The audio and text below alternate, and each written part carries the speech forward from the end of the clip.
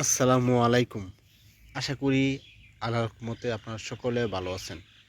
এই গাছটার নাম হইল জার্মানি লতা। এটা অনেকগুলো রোগের ওষুধ। এক নাম্বার, যাদের দেখবেন অনেক সময় যে প্রস্রাবের থলিতে ছোট ছোট পাথর হয়, কিডনিতে পাথর হয়, পাকস্থলীর মধ্যে পাথর হয়, পাথর হলে বিশাল একটা সমস্যা। এই পাথরগুলো আপনারা সহজে প্রস্রাবের সাথে বের করে নিয়ে আসতে পারবেন।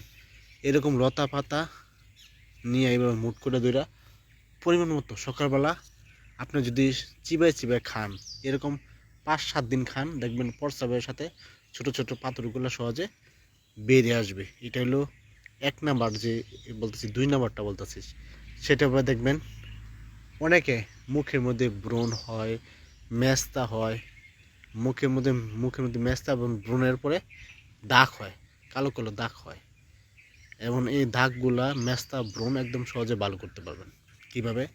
এটার পাতা, এরকম এরকম পাতা আপনারা এরকম পাতা রস করবেন 2 চামচ বা 2.5 চামচ রস করবেন, আবার 2 চামচ মধু মিশাবেন, একসাথে মিশায়া মুখের মধ্যে খুব ভালোভাবে সুন্দরভাবে দিয়ে রাখবেন।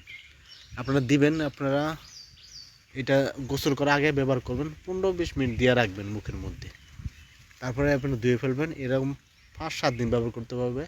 5-7 দিন যদি ব্যবহার ঠিক সঠিকভাবে ব্যবহার করতে পারেন, মুখের যে মেস্তা ব্রণ এটা সহজে ভালো হবে।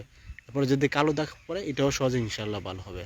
আরেকটা জিনিস, অনেকের দেখবেন বিশেষ করে শরীর খুবই দুর্বল লাগে, শরীর খুবই ক্লান্ত লাগে, শরীরে শক্তি পান না, নিশক্তি লাগে। এই দুর্বলতা সহজে দূর করতে পারবেন, ক্লান্ত ভাবটা দূর করতে পারবেন, শরীর শক্তিটা বাড়াতে পারবেন। কীভাবে? এটা হলো জার্মান লতা, আপনারা সবাই মোটামুটি চিনেন। এই লতার রস নেবেন 2 চামচ, আর 2 চামচ মধু একসাথে যদি মিশিয়ে খান, আপনার যে শরীরে যে দুর্বলতা, শরীরে ক্লান্ত ভাবটা এই সহজে দূর হবে, শরীর শক্তিটা আস্তে আস্তে বাড়বো। এটা সঠিক নিয়মে খাবেন, আশা করি উপকার পাবেন।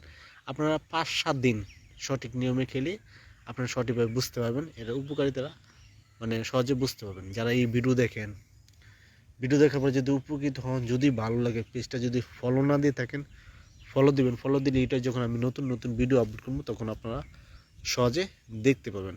আর অবশ্যই আপনারা শেয়ার করে দিবেন, অন্য একটা মানুষকে দেখার সুযোগ করে দেবেন, অন্য একটা মানুষকে সহজে সুযোগ করে দিবেন।